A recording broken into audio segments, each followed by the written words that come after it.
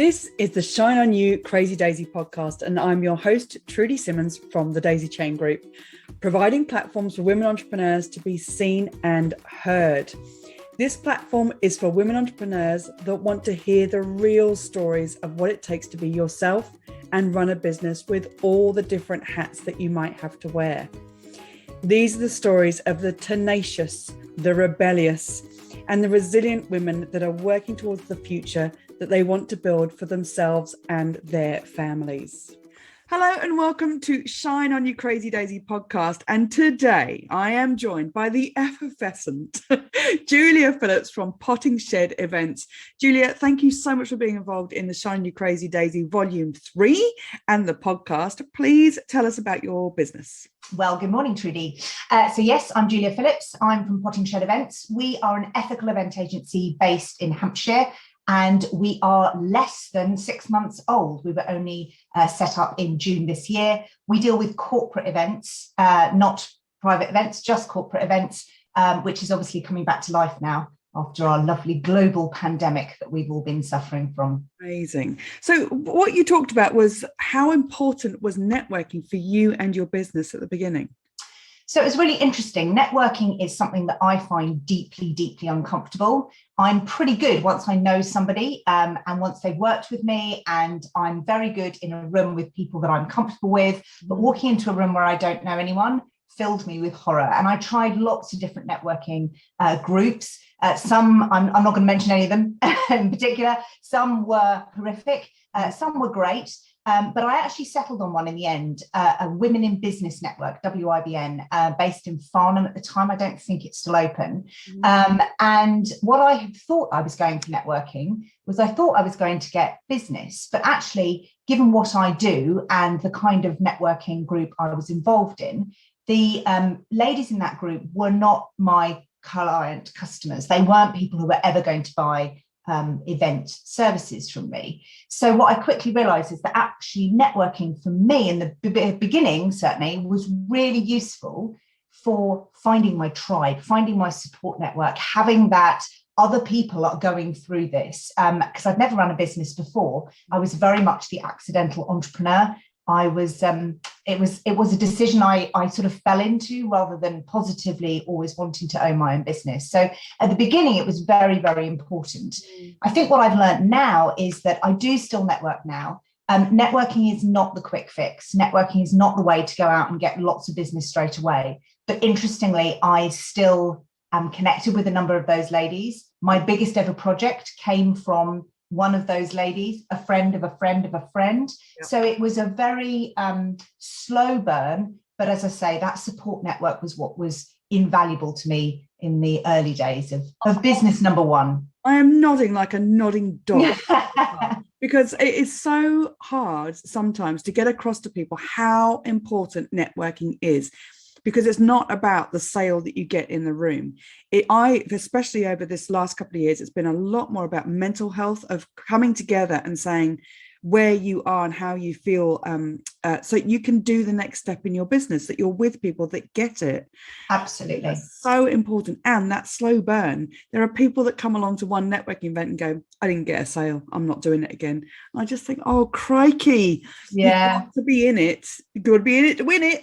Absolutely. And I don't know whether we as female entrepreneurs act slightly different to male entrepreneurs. I don't know if our expectations are slightly different or quite what it is. So I think it's really important to try lots of different ones and find the one that fits for you. I was really surprised. I was really reluctant to go into a women's only network. I work in an industry which is very male orientated, very male dominated. So I was reluctant, I suppose, to make that my niche, but actually the group there were amazing. So yeah, it's finding the thing that works for you. It absolutely always is. What did you then merged with another business? What did you learn from merging with that business? So I think there were positives and negatives, as there are with any move that you make like that. It felt at the time like a bit of a lifeline for me.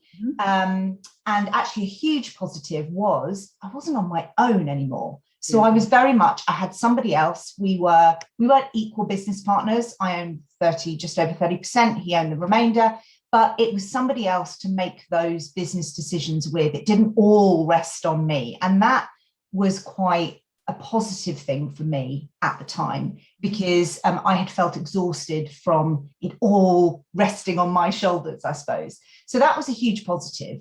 I think, interestingly, when we did merge, lots of people, accountants, lawyers, got very anxious at the fact that we weren't really talking very much about the kind of the structure and how was it going to work, and if we ever needed to split, how was that going to happen? And we kind of both went into it, very gentleman's handshake, if you like, which worked for us. I think if I was to do it again, which I don't think I will, but if I was to do it again, I would be very conscious of the type of culture that other business is.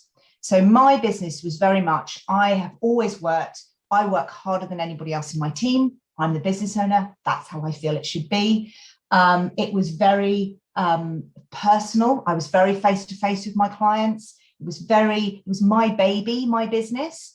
The company that we merged with was very much more structured as a professional, in inverted commas, company should be. So it was all about the figures and the numbers and how we were going to grow and how we were going to expand. And so we almost came at it from two completely opposite ends of the spectrum. Yeah. And initially that was fine, because initially, almost like the honeymoon phase, for the first year or so, that was absolutely fine.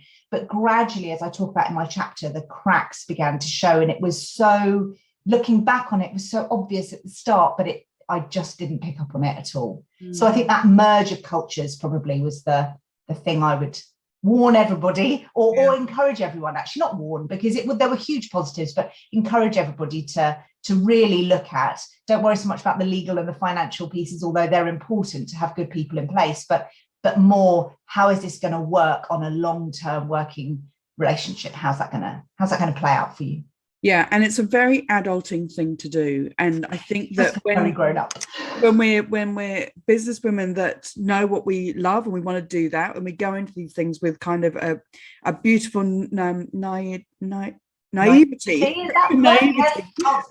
that's the word. And I've just been through it as well, where getting those legal things in place, but having the conversations, the hard conversations, when it's all in that honeymoon period of, but what happens if this doesn't work, and where do we get to, and what does that mean?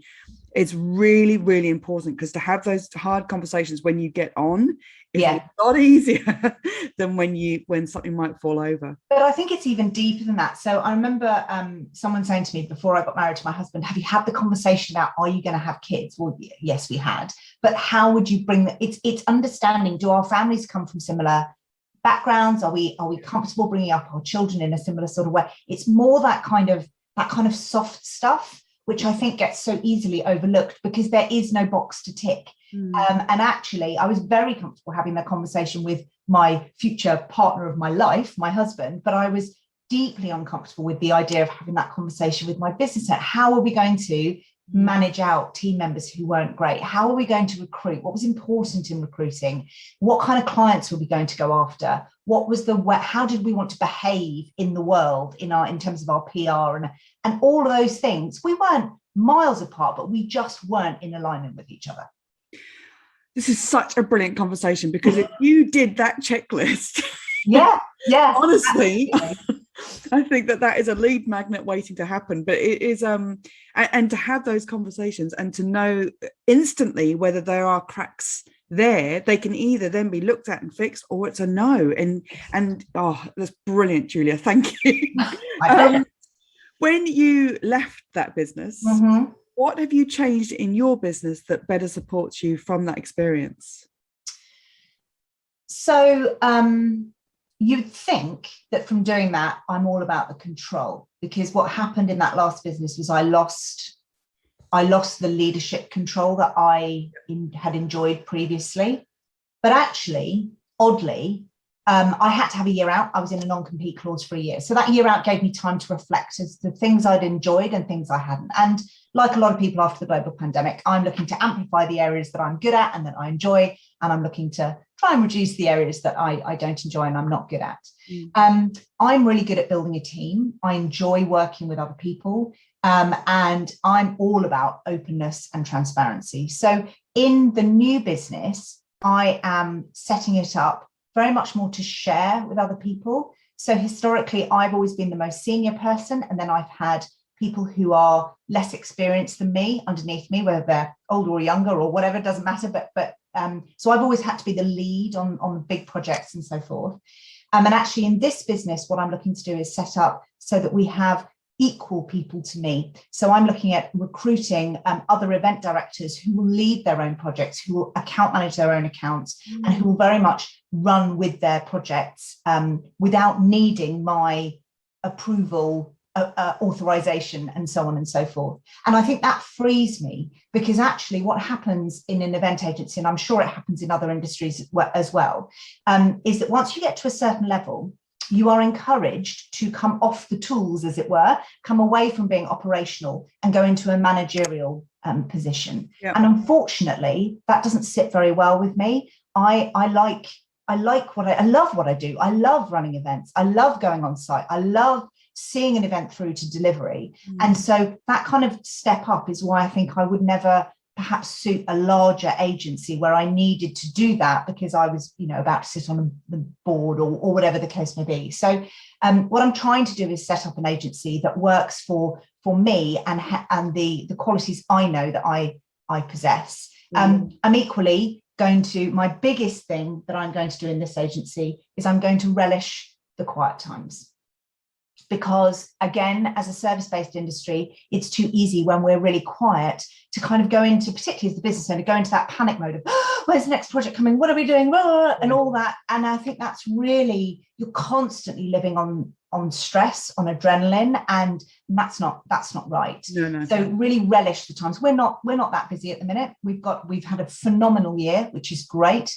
Our next big project doesn't kick in until March next year. So, we've got a little bit of quiet time. We've got the odd bit and piece in between, but I'm trying to embrace that rather than go out hunting and looking for the next big thing.